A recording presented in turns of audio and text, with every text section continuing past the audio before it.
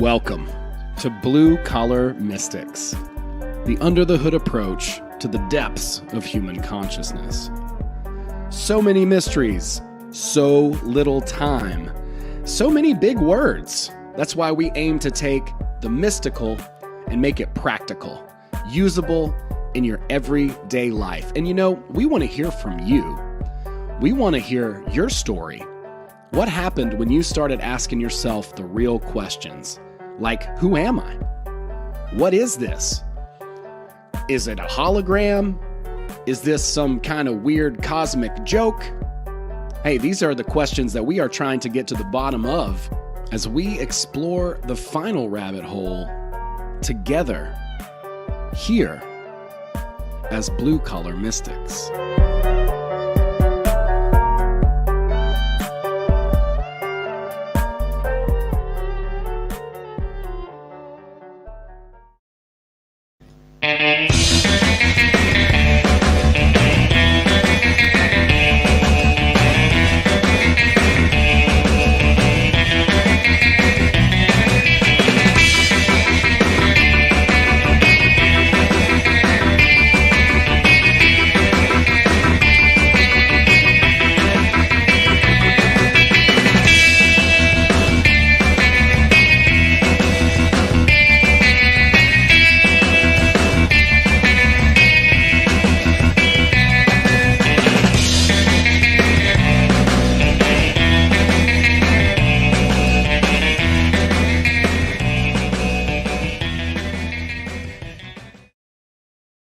What's up, rock lobsters and people, whatever. We're talking about transurfing, and I'm excited to be doing this live stream with Abby Johnson. This is a long time coming, honestly. How's it going, everybody? How's it going, Abby? It's great. I feel like I should be wearing my swimsuit, though. Yeah, I wanted to call this a Transurfing Safari because we're going to be talking about our own journeys and as well, you know, just ways I think that people could be helped by this model. It brought us together, and I think that is special in its own right. And I don't know, maybe it's not for everybody. The transurfing thing, like so many people, I've been like, hey, you should read this 900-page book, and they're like, yeah, go fuck yourself. You know, like that's never gonna happen. So I'll throw in too, I guess, a quick plug here. I did just make a summary of the book. So if you don't want to read 900 pages, you want to dip your toe, that my summary is only 3 hours. So Oh, dang, you cut it way down. yeah, I mean, but still, I 3 would hours. totally do that. I mean, still, It's worth it. I'll tell y'all, it's totally worth it. I mean, yeah, it's worth it. the whole book is worth it, but I mean, if you just can't do it, just read the summary. Yeah, check it out. Dip your toe, read the summary. Then you'll probably want to read the whole book. But I tried to like cut down. There's so much nuance in there, so just try to make it simple. You know, I've been reading the book on and off, probably at least once a year for like 8 fucking years or something. Minimum, right? Yeah, something like that. So, you know, and a lot of people were like, "Where you been? Will you make some videos?" And I don't know, the timing just seemed right, and I decided that I would make some new videos. And so yeah, but I wanted to just kind of unpack the stuff with you. You're another person that I know who has just been heavily affected and influenced and changed a lot over the past several years as a result of reading the book. Me too. I thought we would take this first episode and just talk about a little bit about our process, our journey into where we are now, where we started. Because I thought about it a lot today. You know, you messaged me that you were nervous, and I was like, that's cute. I know, right? How many times have we podcasted together already? And then I live stream all the time too. And it's like, why all of a sudden am I nervous? It's Why so is this weird. different? Because we could get in trouble for Because it? the Enneagram 5 thing, like I feel like I should have my notes for this so that way I do a really good job of presenting the material and I'm like totally accurate. So I feel like, you know, that part of me is triggered right now. Well, I you feel know it. like I'm winging it tonight. Well, you know it. Like how long ago did you discover it? When did you read it for the first time? It was probably about I would say now it's been like 5 or 6 years, which is crazy. Mhm.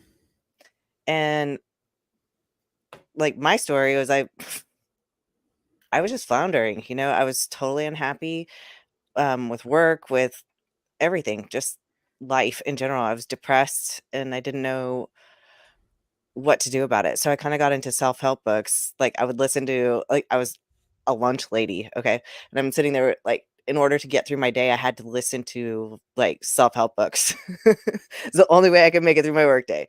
So I'm sitting there started with reading like Jensen Jiro, You're a Badass. Oh And yeah, it I was a remember good that book. book. Yeah, it was a really good book, but like I don't know, it was my gateway drug, I guess, into the whole mental masturbation, right? Right. And it was good and everything, but, like, she kept talking about, "You should meditate," and I'm like, "You know how hard it is to just close your eyes and fucking meditate?" Especially if it's, like, not something that you do regularly, like, it is so freaking hard. So, I found, like, guided meditations on YouTube, Aaron Doty or whatever, is that I don't know how Hmm. to say his name. I think that's right.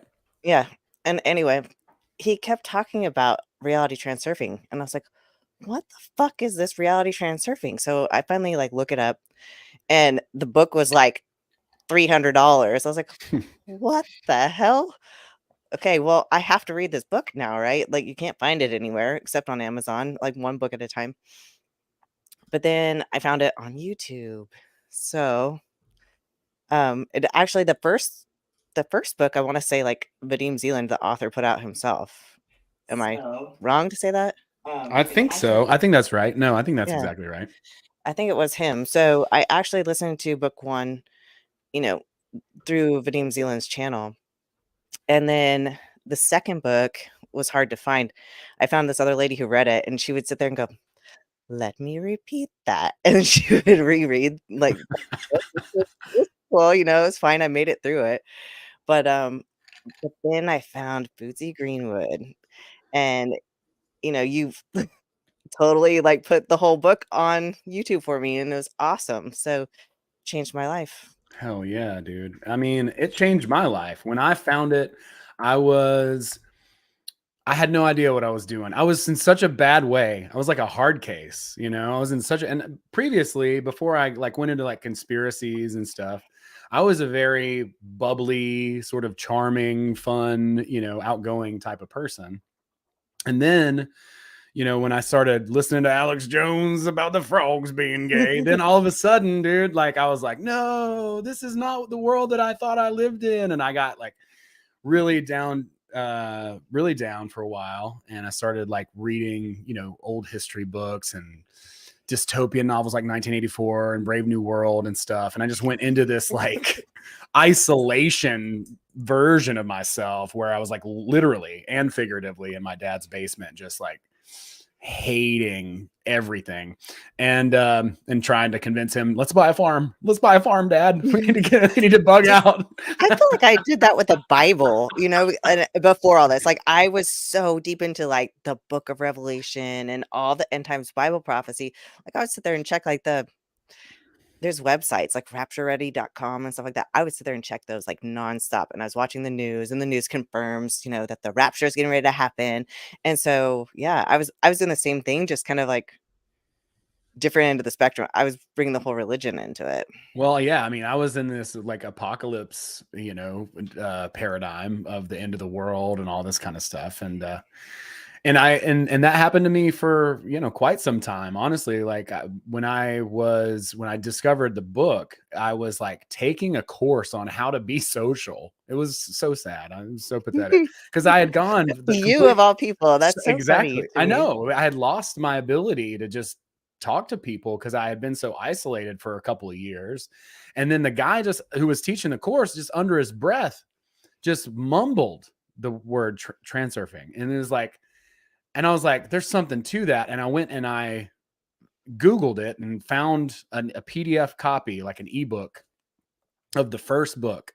And I just consumed it. I was like, oh my God, this is it. Like, this is the thing that I've been looking for all these years, because I was reading like Buddhist stuff, and I was reading any spiritual things and self-help things, and Mental masturbation. yeah, like I mean, and still a lot of those things I love, like James Allen, As a Man Thinketh was one that I found, and Self-Reliance by Emerson, and just a lot of really good, the Tao, a lot of really good stuff, and I liked all that stuff, but it just didn't tie the room together like this this Yeah. one, It it is so groundbreaking.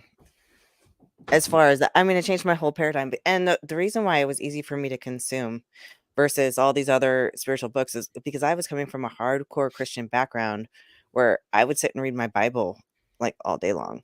So I couldn't, just do a religious or like a spiritual text and just buy into it. It had to be something that worked with my scientific brain, but also wasn't going to conflict with my spirituality. So, and Transurfing was like the perfect model, and I mean, just showed me everything I was doing wrong with my life. Well, it's like complementary to anything, Yeah, that's what I liked about it so much. And it got me out of this like victimhood mentality, because that's really where I was at. Like, I was like, oh no, it's the apocalypse, or same. 1984, Brave New World, and I can see the prison that we're, in or whatever. And I was like, I'm never escaping it, and I'm stuck, But when I started reading this book, it kind of reframed things for me. And he doesn't say it until like later in the book, but he's like, stop trying to change the world. You can't anyway. And it's a distraction to try and fight what is anyway. And Rick Rubin kind of says the same thing in his new book, which is awesome. I highly recommend people check that out too. It's awesome. The Creative Act, A Way of Being, very complimentary to the Transurfing book, and for creatives, really encouraging and comforting, because everything else I was consuming was just like super negative, super dystopian and black pill. And when I found this book, because at the time I was just a bartender, I had no direction. I had recently had a breakup. I was drinking a 12-pack every single night by myself. I would literally come home and drink a 12-pack of like Sierra Nevada or whatever. Yeah, Rick Rubin's It's book has no Nevada, by the symbol. way. As a Yeah, former Nevada girl, if you say Nevada, I mean, it's annoying. I'm sorry. Nevada. I'm sorry for my alcoholism, Abby. Say it right, No, damn it. okay. Alcoholism. I did like, Smart ass. but I did, but I did. I like literally, I had no idea what I was working at this like bar out in for all these rich conservative like golfer people, and I was just serving them drinks, and that was all I was doing. I had no idea what I wanted to do with my life, no clue, and I just felt hopeless. And I even started seeing a like a hypnotherapist at the time, and she was amazing. She did a great job. She was she was awesome too, because like at the end of our like 6th or 7th session, I can't remember how many it was, she was like, okay, we're done. It's the only therapist I've ever heard of who had an end in sight. She wasn't trying to keep taking your money. She didn't want me on retainer. She was like, okay, you're good, dude. So she's a healer. She was a true healer, and she was amazing. That's what's up. Yeah, You should plug her. yeah, definitely. If people want me to put her in touch, I'm happy to. But I had no idea what I wanted to do or what I was doing or any of that kind of stuff. I was really in a difficult kind of spot, very conflicted. And when I found this particular book, it just, like I said, it tied the room together, because he acknowledged all the things that I knew to be true in the sort of conspiracy world, and it's kind of a spiritual individualism, if I could say that about the philosophy. Like, even before that, I had read like Ayn Rand and like all these other like libertarian books, and I love those books, are great.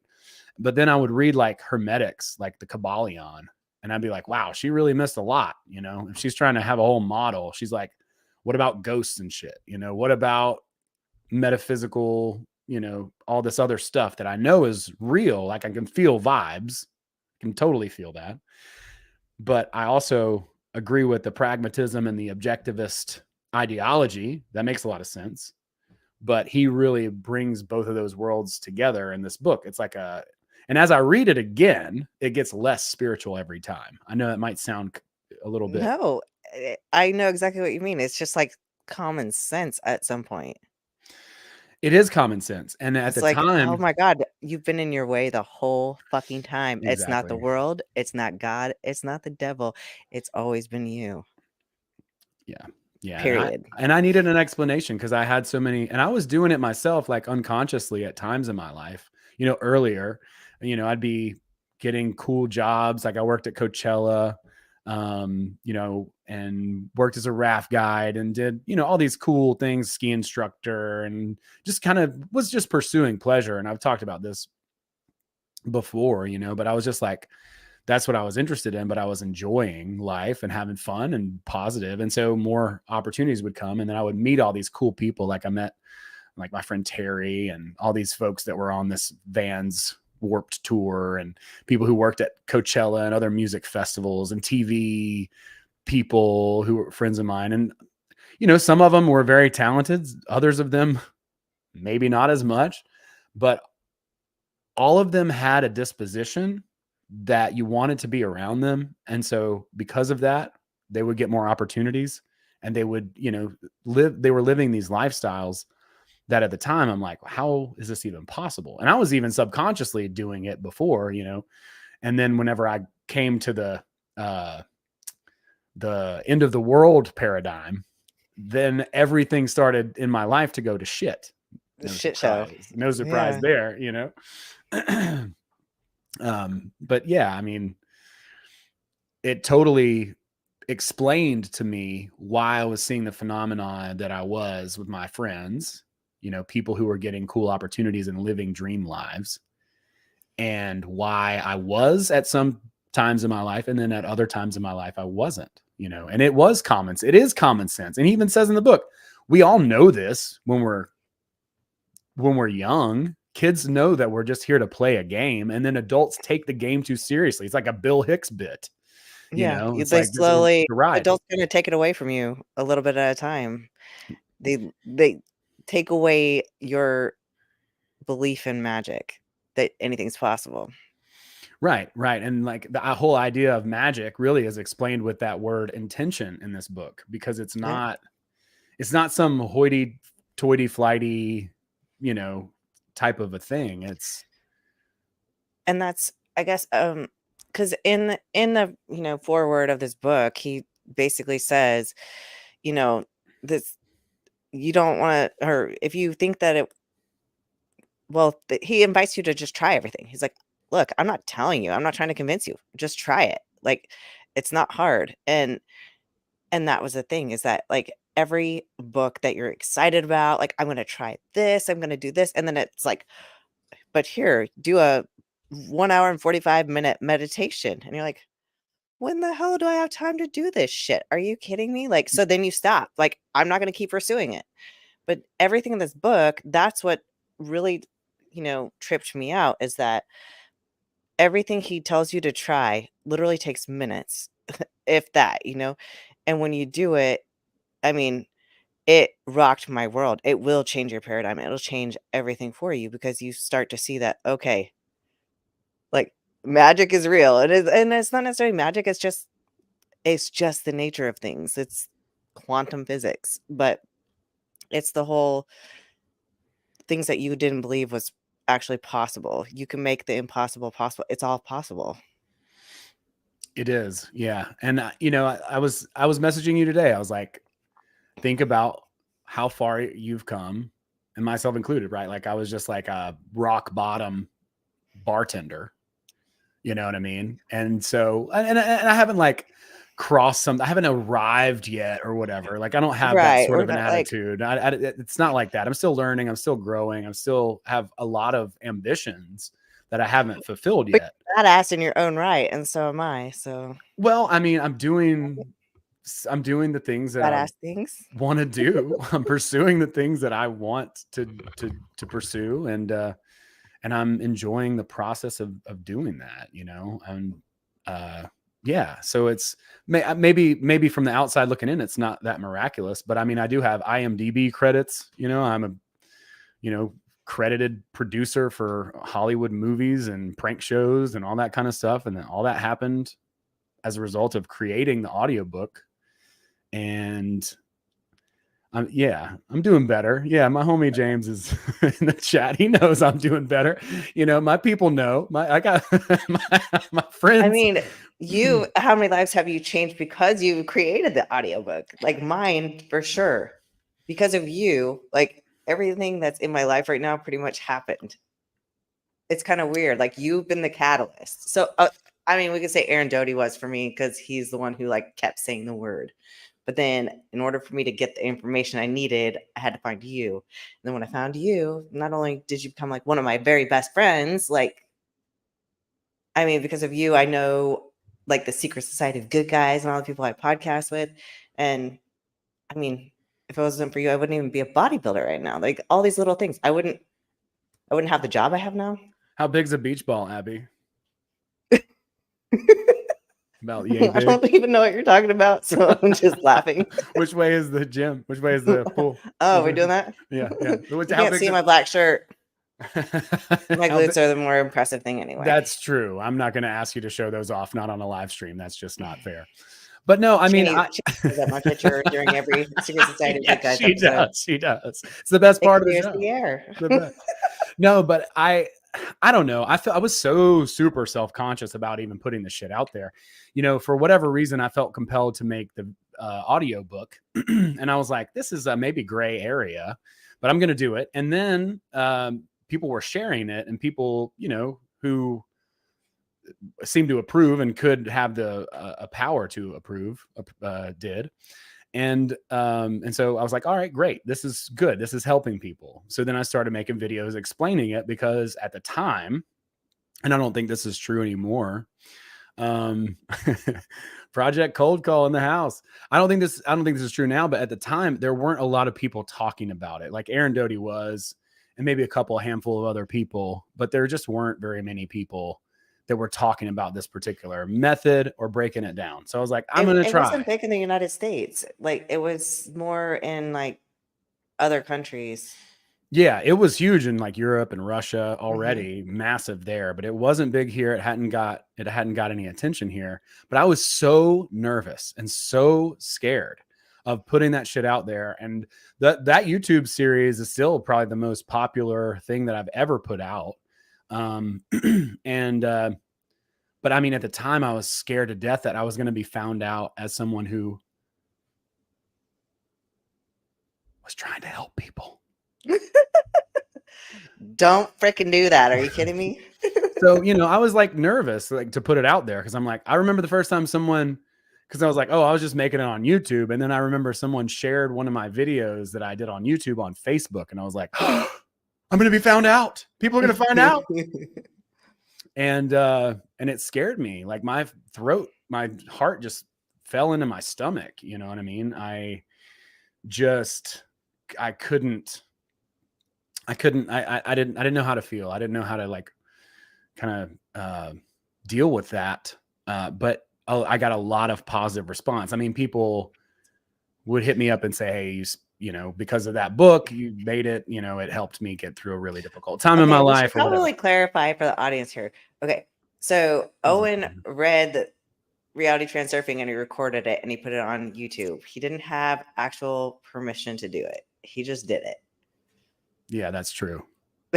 That's why he's saying he was like nervous about it. Well, no, I was less nervous about putting that out. I don't know why I felt compelled to do it. I was a little bit nervous. I was a little bit conflicted about that. I was more nervous about explaining videos about it on YouTube and putting my face out there. Oh, okay. That's what made me the most nervous, because I'm like, well, I can hide behind my voice, and it's like mysterious. Doxing yourself, or like just being just putting Just putting myself yourself out out there. there. Yeah, just Yeah. putting myself out there. That was the biggest thing that I was It the is most nervous weird at about. first. I'm like, I'm hiding behind my voice on the other video, right? Like I'm reading the book. Sure, that's Yeah, me you got the reading the good book. radio narrator voice Right. too. But it's like you're not seeing me. Like you're just Mhm. seeing like an image of some stars. So if you hunt around, you can still find the version that I did. It's up on several different platforms. I think it's still on a couple of channels on YouTube, but I can't share it anymore because I said I wouldn't, and I won't. But I did make a summary, to kind of put that out there because that's legal. I can do that. I'm trying to follow the rules here, but I'm not a natural rule follower.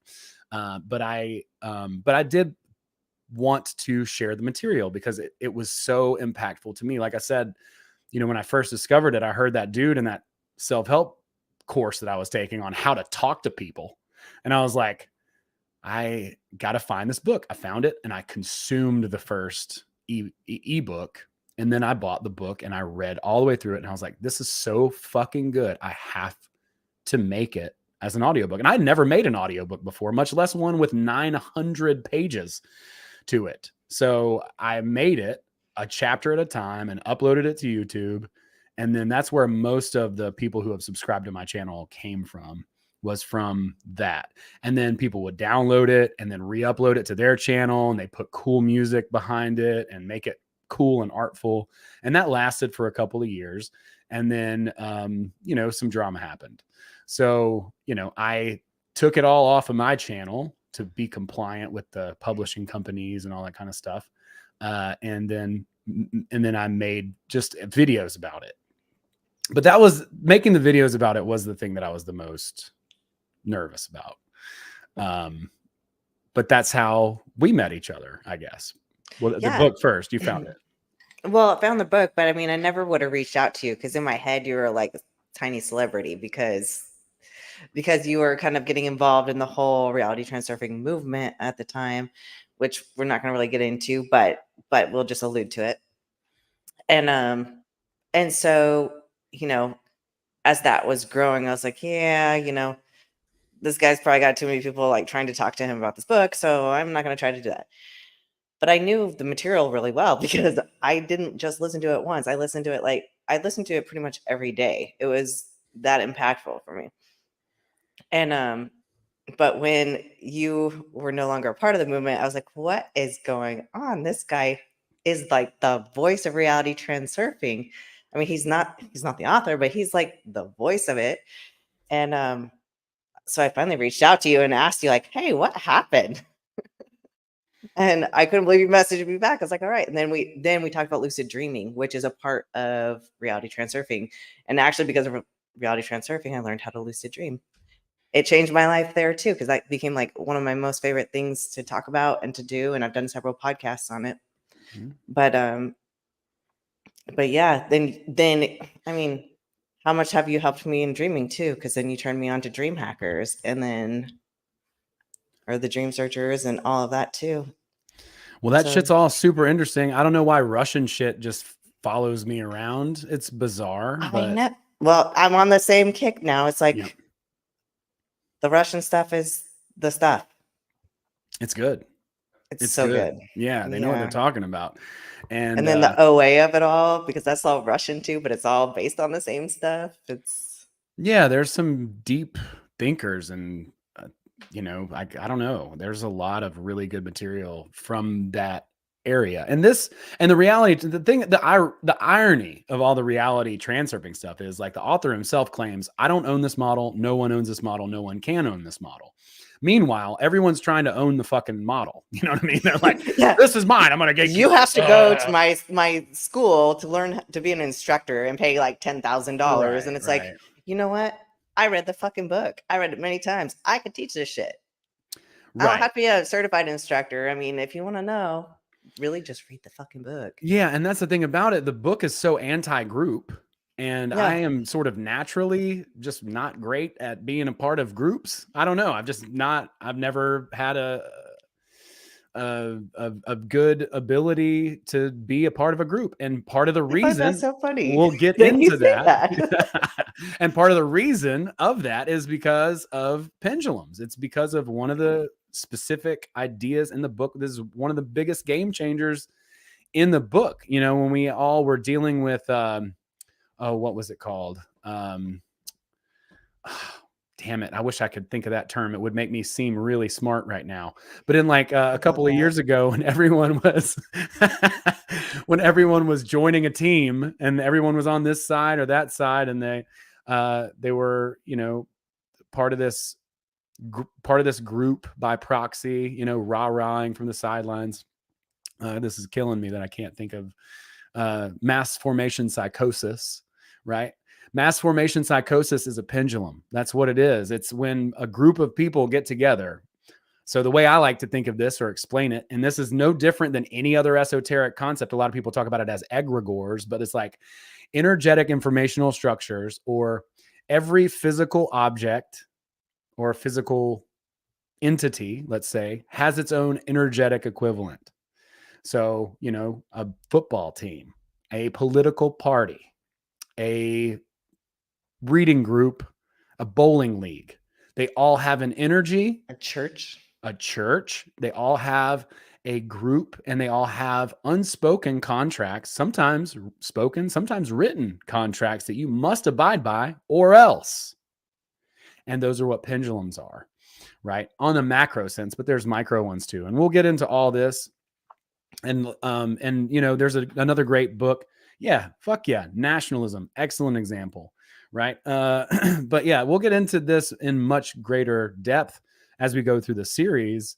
But yeah, it's even frequency. It's even vibrational, right? There's another book called The Crowd by Gustave Le Bon. He had a huge insight into this, and he was a French guy from like the 1800s, maybe 1900s. I don't know. I'm probably wrong on that, but it's a good book and very insightful, because he's pointing out the fact that people act completely out of character when they're in a big group, right? Like they're joining a protest, and then all of a sudden they're not a violent person, but they're breaking windows or spray painting something or whatever. Or they're peeing in the stadium of the opposing team because they hate them. And, you know, grown ass men dressing in like weird, you know, body paint and stuff like that. Yeah. It's all out of character, and it's affiliated with these pendulums. Yeah. And I think that's Nathan who's saying, you know, that's a big part of his job, is to create these things, these pendulums. You know, that's what branding is. That's what these corporate entities, let's say, are. And, you know, it comes off as like magic, quote unquote, but even celebrity, really, because you can't become a celebrity if you're generic and you're exactly like somebody else. The only way you become celebrity is to become a pendulum. You have to be slightly triggering, or you have to have some weird feature about you. It's all about like polarizing people. It's all about having your own personal credo. And so that's really a big part of the book. And that's what lights these people up as a pendulum, is that they're so unique and different that they don't fit into some other mold. As soon as you dive into somebody else's mold, you become what he calls a parody, and what is clearly known. You know, look at somebody who's on the Hollywood Sunset Strip, right? And they're a Michael Jackson impersonator. It's a parody. You know, you're taking what someone else has done, their credo, you know, their essence, whatever it is that they're putting out there, and then you're recreating that. And so most people go through life as a parody. And, you know, that's So when I go on stage and I say to myself, it's Britney, bitch, like I'm a parody. I don't know about that. It depends. Are you using it for inspiration, or are you trying to be like her? You know what I mean? I have to be Britney in the moment, so that way I walk out confident and, you know, yeah. I don't know enough about Britney, but if you're using it as inspiration, I get that. It's a stage persona, you know. Okay, You're like, well, yeah, 100%. Britney, bitch. Right, Get right. my smolder on, and then I walk right. But yeah, the rule of the pendulum, right, is do as I do, right? Do as I do, be like me, be a copy, be a carbon copy. And then the rule of transurfing is to be exactly as you are and allow everyone else to be exactly as they are. So when you allow yourself to be exactly as you are, you can become your own pendulum. And then the pendulums, as he says in the book, have no choice but to light you up. So a lot of people might try to be controversial or different or push back against the pricks in order to seem different, in order to, come off and get attention. But is that really lasting? And it's just looshing you. Yeah. And by the way, I just have to say this. Carla in the comments was talking about examples, or she said, or wearing pussy hats. We'll put that up in the Exactly, chat. though. Like, that's 100%. exactly it. People Yeah. doing weird shit that they wouldn't normally do. That's being captured by a pendulum. Yeah, exactly. Any of those things can happen, but really, the whole point of the book, or one of the main points, is to establish your own personal credo. And that's like why I wanted to, name this episode sort of the preamble to the personal credo. Because as we discover ourselves and who we really are, because this book's not about becoming enlightened. It's not about, like you were saying earlier, sitting down to meditate for hours and hours. It's not about Everybody even sit and write and pour your heart out and do this and that. There's no big old freaking no.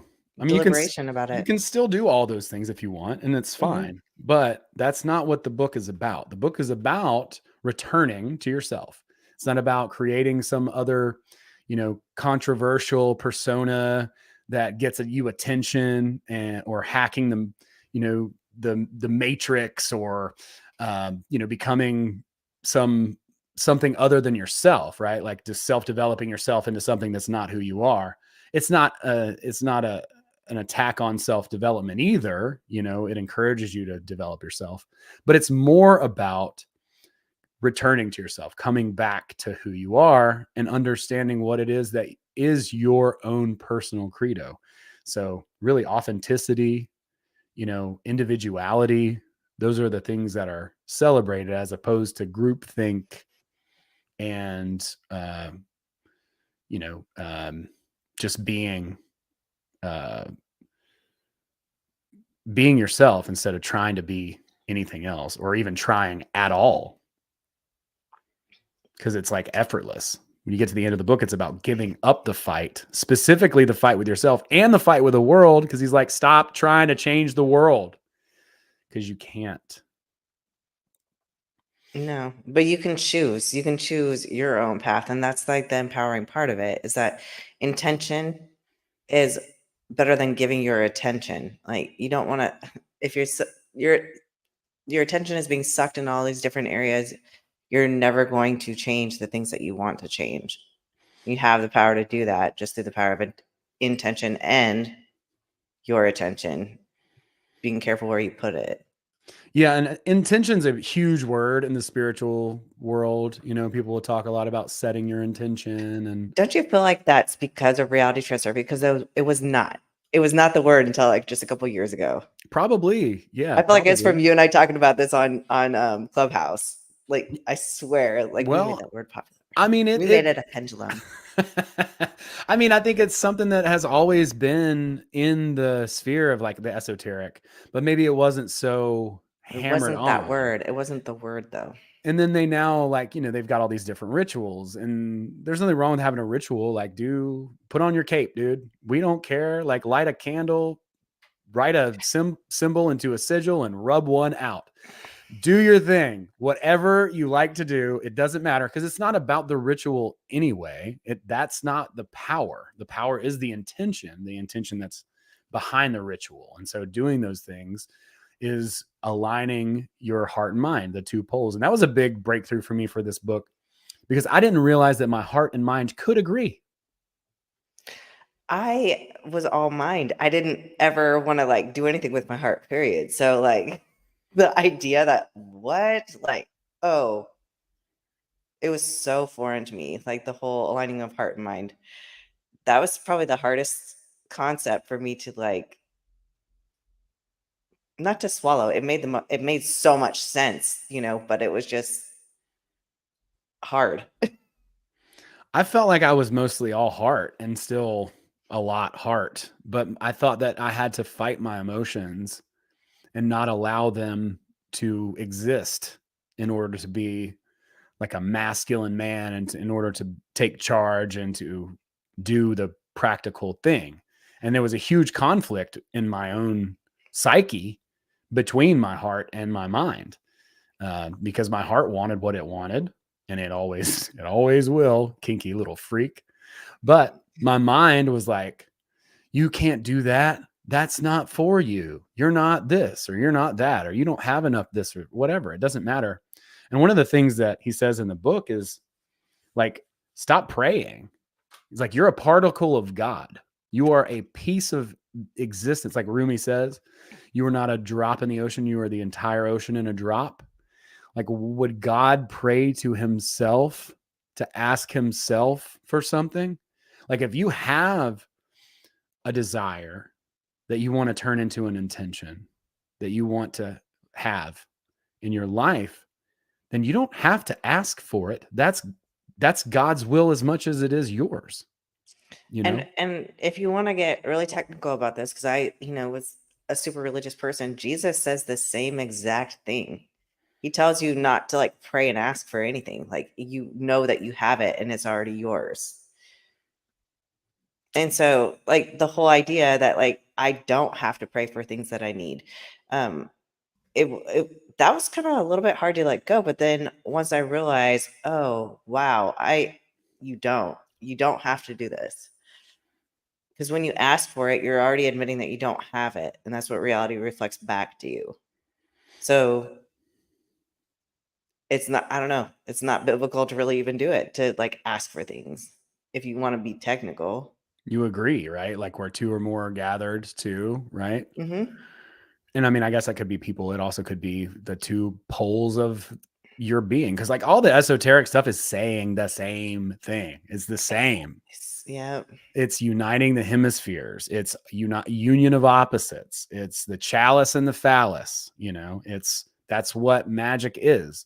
It's the upwards triangle and the downwards triangle. And that's what makes the hexagram, and Illuminati. We're calling it the Merkaba. The Merkaba. Yeah, spirit light body. Exactly. Yeah. And then you place your order, as Ham Cow says, and then you allow the universe to do its work. We do, and I still am guilty of it, of reading this book again, because I've read it like every year, at least once. And then last year, I was busy doing other things and creating another business. And I didn't read it. I didn't make time to read it. And until the end of the year. And then at the end of the year, as I was reading, I was like, oh, well, fuck. I could see how many mistakes I've made this year by getting swept up in pendulums and totally triggered and starting to react to these things, that if I would have just remembered and activated that inner guardian out.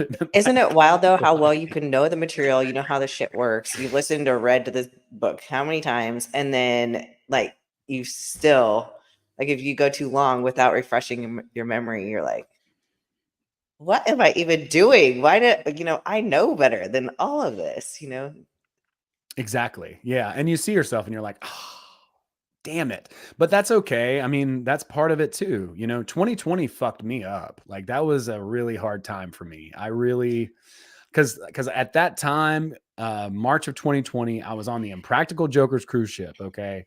Doing comedy with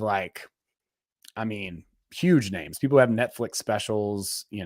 Jim Brewer was on that ship. There was Krista Stefano, Martin Urbano, Sarah Talamash. And it was cool. People were like, hey, come up to New York, do this. And then we come off the ship and everything in March 2020 starts just shutting down. And I'm like, oh my God. And so I had a really hard time with that, because one of the things that I was struggling with was the idea of timelines, right? Like, and so this is some woo-woo shit that people talk about a lot in the spiritual community. They're like, oh, this timeline and blah, blah, blah. And in my mind, because I didn't know this yet, I was like, well, I could just jump to another timeline where this is not happening. I'm blaming myself. Like, what did I do wrong to get to this timeline, where this is happening? Is there not another quantum version of me that's still on the cruise ship life, you know, loving things and isn't having to deal with all of this nonsense. And the thing about it is there's one material reality, and he even says that in the book too, you know, but I kind of got swept up in this whole timeline thing, you know, and it's like, I think it's accurate and it makes sense, but it's also easy to just like lose sight of the fact that like, hey, you know, you got to be practical here. We're living in a inert third dimensional world that we're all sharing together, right? And so you don't just get to jump and leap to some other timeline. It doesn't work like that. That's not the big storyline here. Like no. because this is so simulation. Like the bigger story, just like in a, you know, cutscene.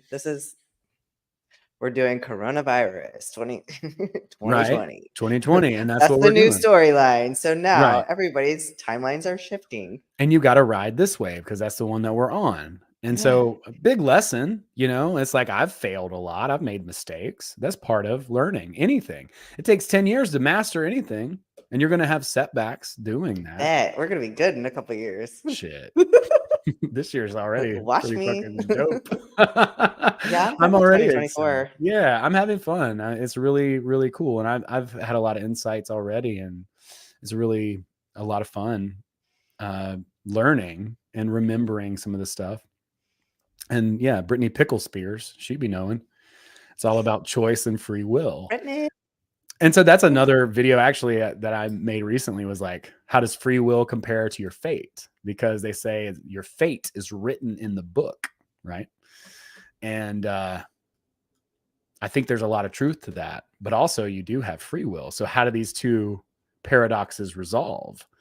And you got to read Tufty to find out. So that's a whole other episode. Yep. Yeah. We'll definitely talk about all these concepts. I think we should, because like it only helps for everyone, you know, to look into this stuff and ask these questions and try these things out. One of the things that I've kind of noticed in this woo-woo spiritual world is the hesitancy on a lot of these practitioners to actually actively try the concepts out.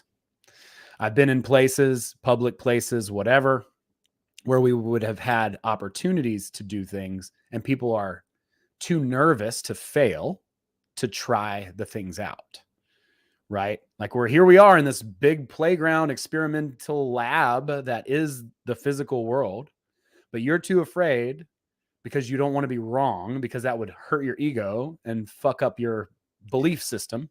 Or you don't want to look weird. Or or whatever, right? But it's like you don't really believe this stuff. You just talk about it on YouTube. And there's a difference. I think the difference is like you got to try it out. And in order to try stuff out, you're going to fail. Take it from a comedian. I know I have embarrassed myself far, far worse than anybody watching this video probably ever will in 100 lifetimes. I don't know about that. I would bet. Maybe. I mean, if people could see me at my lowest, it would be so sad, you know, but I don't want to see anybody else at theirs either, you know, to be honest. But like, that's just part of learning anything, whatever that is, like whatever it is that you're trying to master, you know, like a really talented copywriter who's watching, I think still, if we saw his first email blast, I'm sure it would be pretty embarrassing, right? You see my first stand-up performance, it's going to be embarrassing. The first time somebody goes up and tries to hit a golf ball, they become a pro golfer. It's going to be just, he's going to slice it right into the woods. You know, it's just, that's part of learning anything. And you have to be able to go out and test things out and fail. It's okay to fail. You can't. Failure is the only way to get better, really. It's the only way. If you just sit in your little shrouded, bubble and tell people that they're doing it wrong or whatever, you know, then you're not actively even involving yourself in the process or really even learning about it. You're not getting any feedback from the world. You're just like, you know, telling people what you think. And hey, that's fine. Tell people whatever. But I think that there's just a lot of people in the spiritual movement who are nervous and hesitant to test out the concepts that they actually teach, right? Like the specific person thing. Have you seen that shit? No, elaborate. I'm curious. So there's this whole movement of solipsists. And I think some of y'all probably know what solipsism is. It's when you believe that you're the only person that exists, right? Like the idea of like, this is your dream and it's a lucid dream. And then all these other people are dolls in your dream or NPCs or whatever. Dude, I kind of feel Dehumanizing. that sometimes. No, I get it. I understand the element of that, right? But you Yeah. can't control some other person's meat sack. And the irony of someone sitting here telling you that you're the only person in reality while they're the only person in reality teaching you that, we're immediately at a huge crossroads disconnect right now, right? Because if It's if the you're whole the only person Westworld that of it all exists, to me, though. It's like, but if you're the only maybe I person don't in even existence, exist. Maybe then I you am on a loop too. well, you're not. I mean, that's just that. I think this is all dehumanization, right? And so these people are going to teach you how to attract your specific partner or whatever, like that you are romantically attracted to, and basically you will mind control them into. It's coercion. It's straight up coercion. An LP. And so I think you can attract a partner 100%. You can attract all kinds of really cool opportunities and circumstances into your life. But when you start to get specific about it is when you start fucking up and getting into some weird witchcraft stuff, when you start messing with people's free will. Black magic. That's black magic. That's exactly right. So there's like a lot of people that talk about that. And so solipsism to me is a hugely unhealthy view. Anything that's dehumanizing to me is a huge red flag. You know, if you're like, well, there's NPCs. I'm like, yeah, well, I was an NPC, Yeah. It doesn't 10 mean years that ago. you shouldn't care. Exactly. Before anybody who hasn't started taking the pills, Right. Red pill, probably like blue the pill, black red pill, or gray pill, black or white gold. pill. Yeah, all those. If you haven't started the series of pills yet, then you're still an NPC. Sorry. Fucking big pharma's everywhere, man. I know. Just Damn. Even in fucking, our metaphors. even in our metaphors. Jesus, get out of here, Pfizer. Come on. Fuck. But yeah, I mean, that's the kind of stuff Pharmakia. that's really dangerous. And people are buying this shit hook, line, and sinker. Yeah. I like the white pills too. I mean, if we're going to take pills and make it the white ones. I like God pills too. Oh, there's a little Shout bit of out to Layla. womance in the chat. That's cool. But yeah, like, but back to the sort of idea of like choice and free will, your fate is written in the book. And there's a lot of different ways to get to that, because I think your fate revolves more around an essence than it does a specific set of circumstances. So I can elaborate a little bit on that. I would agree, because he does kind of say, though, that you're either subject to fate or you choose. So it would have to be more of an essence, I would think. Like there is something that's written, but you either go ahead and follow the script or you're choosing what happens. Yeah. You can kind of the circumstances might be different, but the essence is the same. So your fate is your fate. There's not avoiding certain things, I don't think, in this life. It's what we come to. And if we Like open there's up our set heart, points on your map. yeah, maybe so. Exactly. And excuse me, and your heart is like, gotta have it, stomping her foot, right? She's like, I want my toy, I want my thing, right? And so you can lock that away in a box. I'm not saying it's inescapable, you're gonna wind up in your fate if you just shut your heart off. But if you listen to it, then there's a lot of different ways and a lot of different flows and currents that go to that same essence, to that same vibe, or and like I said, not necessarily. And we want to be on the best flows, right? You want to be on the freaking highest of, we want to catch the good wave here. The we wave ain't looking for no mediocre waves, No. If we're surfing, we're gonna surf the big ones. Yeah, we want the big kahuna. We want the wave of fortune. The pipeline. Yeah, bonsai. That's exactly right. And so we'll talk about all these concepts. And I'm really excited about it. It was an awesome turnout on the live stream. I want to say shout out to everybody who's in the chat. Thank you guys for coming. It's so cool. And yeah, I mean, I think this method or this model. It's going to hit different for different people, because one of the first things he talks about is how variability is the most fundamental quality in reality. We get what we test for. So there's always this natural confirmation bias that's happening at all points in time. And so when we test things out, we often get what it is that we expect to see, right? This is how the experiments in quantum physics work when they're testing. The double slit experiment is an example. Several other examples when they test for the particles at the fundamental essence of material reality. When they test for waves, they get waves. When they test for particles, they get particles. There's all these different experiments that confirm these I guess hypotheses. And Dude, you can do it just by saying, like, sorry to interrupt, but you could just do it by saying the color red. Like, I was talking about the color red to like some of my students when I was teaching, and I kept, saying something about the color red.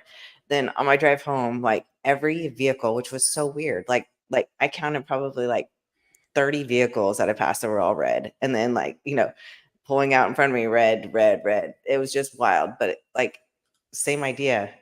You can do it with just about anything. And then all of a sudden what you focus on is what reality is going to show you.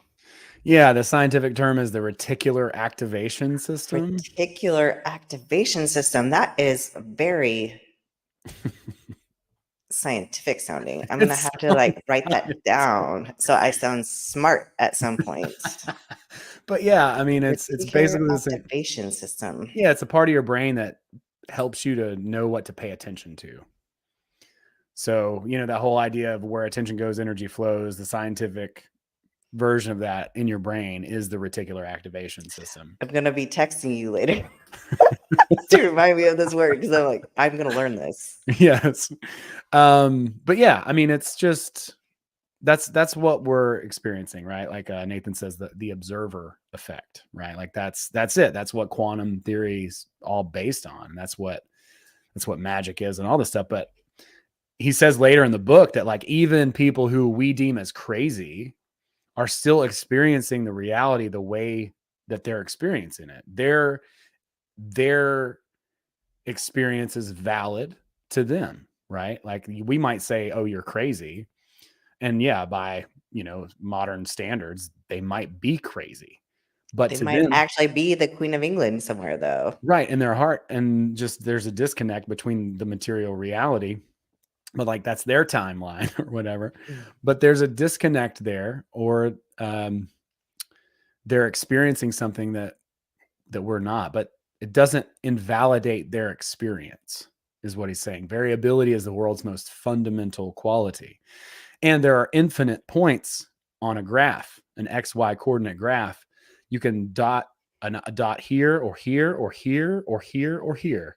And each one of those infinitely is chartable. Infinity is real. It's a thing. And if you make it a 3D model and it's spherical, then you have even more infinite dots. Just saying. Yeah, like you can read Flatland. That's like an old book where he's talking about moving into another dimension. Now all of a sudden, all the things that are in that dimension we can't perceive. We can't see it. That takes me to the whole Carlos Castaneda and the assemblage point of it all. Yeah, that'll be cool. A whole nother conversation, but that'll be cool to talk about. And that's something that a lot more about than I do, and lucid dreaming too. I've had a couple of lucid dreams, just fucking random, and I want them more. I'm dreaming more. I had an awesome dreams last night, but I still haven't had a lucid one in a while. And so you really didn't start lucid dreaming until you read Reality Transurfing? I thought you already had. I was always a dreamer, but then he started talking about lucid dreaming, and I was like, dude, I know I can do this. And so I made it my goal to do it, and then all of a sudden I was doing it. So, and then I got into The Art of Dreaming, the Carlos Castaneda book, because those are really the inspiration for Reality Transurfing. So yeah, it's kind of funny. We were talking about Russian stuff, but like how influential is all the Toltec stuff in Russian mysticism? It's the basis. Yeah, it's the same. It's exactly the same.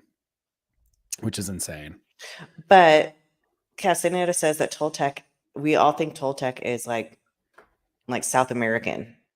And he said it's not. It's actually like more widespread than that. And so like their lineages aren't passed through bloodlines. They're passed through people who have the right energy structure. So Toltec doesn't mean that they're from a certain region or a certain bloodline. So Toltecs can be from any part of the world. That's pretty cool.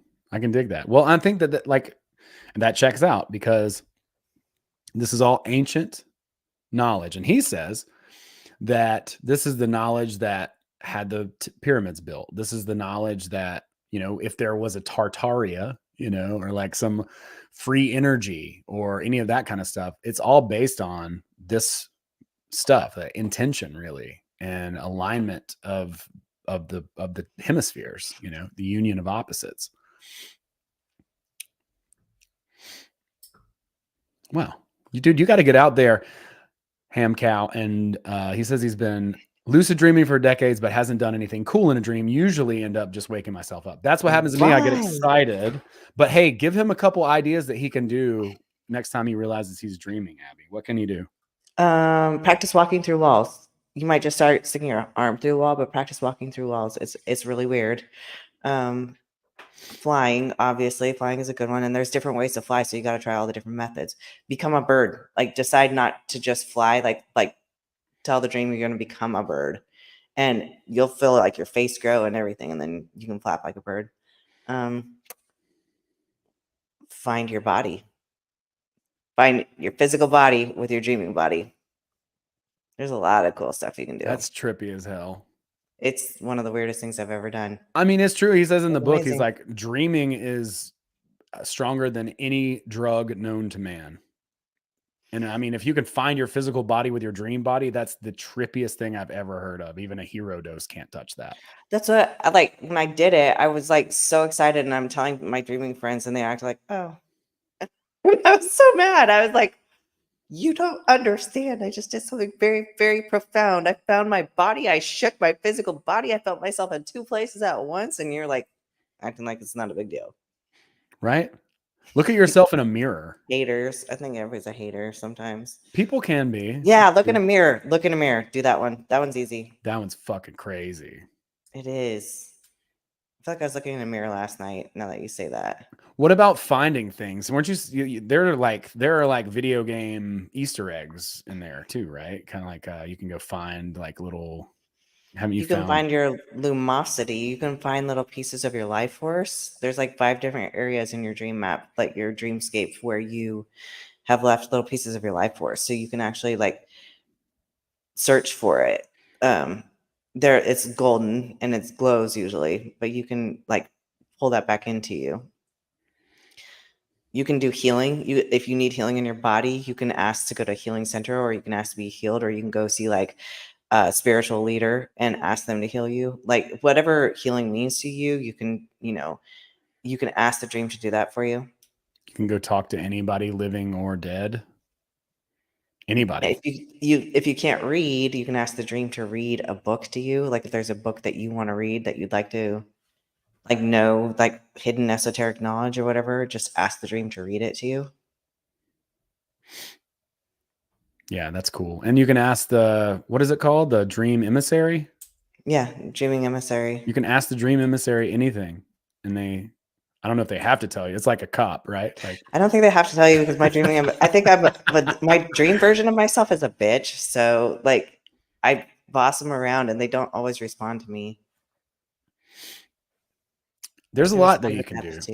Yeah, maybe yeah. And those pieces, you found some of those pieces, haven't you, Abby? I have. One was a golden apple, and it was awesome. Oh, Another was don't crystals. even say that. No, you never told me that. That fucks me up. Shut up. I don't even believe you. I didn't even know that the golden apple was a thing until we did a Secret Society of Good Guys episode on the apples. And I guarantee you, Paranoid American was like Robert Anton Wilson, Eris, the goddess of chaos. I didn't bring it up. I don't think I brought up the dream, but I did. It was a golden apple growing out of a compost pile, and it was like it was glowing and I ate it. That's So Discordianism. That's from the 70s, from the Principia Discordia. That's fucking crazy that you never told me that before. Or if I you do have a had, chaos tattoo on my wrist. I mean, I So would be shocked. Like if you would have told me that, I would have remembered it. You know what I mean? Like, holy shit. I think because like I don't know. I don't know why I didn't mention it. But yes, I did. Yeah, that's like one of my favorite things. That's straight out of Discordianism, which is a crafted religion from the 70s with Robert Anton Wilson and several other super intellectual, highbrow, psychedelic adventurers created. It's like a ridiculous, absurd religion based on, absurdist dogma, if you will. Like it's like eat a hot dog without a bun on Friday, and like all these arbitrary rules that are just there as absurdities. But they worship Eris, the goddess of destruction, who gave the golden apple to. And now I'm gonna fuck this up. Do you know the Are you story? talking about the Trojan War? Well, she started the Trojan War. Yeah. She showed up. I know she shows up to a wedding feast, and she tells she wasn't invited, so she was pissed. So this is almost like Sleeping Beauty-ish, but she throws the apple on the table, gives it to like the king or whatever, the guy who's getting married, and says, give it to the goddess who you think is the most beautiful. Mm-hmm. And it happens to be like Athena and Aphrodite, and then Mm-hmm. I don't know who the third one is. Oh, Hera. And I don't know. I think he gives it to Aphrodite, but anyway, like it puts them all at war, and the Trojan War begins because of it. Yeah. Well, she knows what she's doing. She's like, hey, present the apple to the one that you think is the most beautiful. And of course, it's going to piss one of them off. It's the goddess of chaos and disorder. But anyway, yeah, that is a little side tangent. That blows my mind that you had that experience in a dream. Very cool. Very, very Thank you. cool. I But thought it was. yeah, I've got a few more to find though. that's cool. Yeah, for sure. There's all kinds of stuff out there in the dreams. And he does say like you can get lost in a dream. I don't know that anybody's ever done that, but I mean, I guess people do, spontaneously combust and stuff. So who knows? You can wake up in another world. That's really what it is. It's not that you're disappearing or dying or anything like that. It's just that like you are literally moving into another place. Yeah, I mean, it could be cool. Somebody hit me up on Facebook the other day, and I have some pretty weird people hit me up. And he was like, if you could just jump into some, wild, crazy reality and, blah, blah, blah, what would it be like? What would your, fantasy sort of world be? And I don't know, maybe I answered in a boring way, but I was like, man, I have such incredible people around me and such a satisfying quality of life that I don't really want to leave. Like I'm actually enjoying the human experience, not trying to escape it. And don't get me wrong, I want to go out there and explore all these different things, but also I've learned to appreciate, I think, the material reality a little bit more and what we have Like I'd like to to connect journey and about. see it, but I'm good with I where want I to come am. back. Like I want to come Yeah. back, I want to leave and then come I like home. this body. I like this avatar. This I'm a is a good place fan. to I didn't be. come here for no reason. I didn't come here to just hit the escape eject button and parachute into some other Exactly. banana soup, quantum realm. I want to connect with you and all the people in the chat and my friends who crack me up every day and send me hilarious spicy memes. And these are good amazing things. I think we need to learn and remember, I guess, to be here and play and enjoy this experience, because it's real easy to get caught up, like I was before I found this book, in the doom and gloom and the apocalyptic fate of humanity and all this kind of stuff. We got to The I think news. we got to let that go. Yeah, I mean, exactly, right? Like I've learned to let that go. It doesn't mean that you completely ignore it, and we'll talk about that. But it does mean that you don't let it into your slide, your And that's experience. your psyche. And that's with anything. Like you should have your inner guardian on with anything, which we'll get into the guardian too, but really, like, before you consume music, before you consume media of any sort, books, movies, TV shows, like, always have your inner guardian activated, because there's always something that is trying to implant itself into your subconscious, into your psyche. So if you're paying attention, then you can just enjoy it for what it is. You can enjoy the entertainment value of it all. It is a game, and we have to remember that. It's so easy for, like he says in the book, kids to remember, but even we grow up and we start to take the game very, very seriously. And a lot of people have, like Bill Hicks, man, a lot of people have invested in this ride, and they don't want you to realize it's a ride, because, man, they'll be pissed. They have a lot of stockholders and board meetings and stuff. So it's important to remember, I think, to have fun and embrace it. And I'm really excited to explore this stuff and these concepts, especially with you. I think this has been a long time coming. Thank you, Layla. And spent a lot of last year working on some other things, other business kind of stuff. And I can now, play a little bit and work on this as well, and pursuing some other stuff. So, well, this is kind of important. So if y'all aren't going to read the book, then you should listen to all these episodes, because it might, like, you'll learn something. I promise it'll be good. Yeah, it's a lot to your life. It's easy to apply. So that's the good thing. Well, that's what matters. What matters is the application. It doesn't matter, what the terms are. The terms are and what different. source you get it from. If right. If you're just getting it from us or your summary or whatever, then sure. That's, Yeah, I do recommend checking out the book 100%. The actual book, it's thick, man. It is a Leviathan, but it is the closest thing to like a full-on model. There you go. Yeah, it's big. I mean, yeah, show the side. I'm bored. Yeah, there you go. Look at that. That's thick. She thick. Thick. That's like a bowl of grits. What's up? Yeah. But yeah, we're going to talk about all these concepts, really starting from the beginning and breaking it down so that it's pretty easy to consume. And then, yeah, I'll plug it again. My summary's out on YouTube, on Spotify and Audible now, and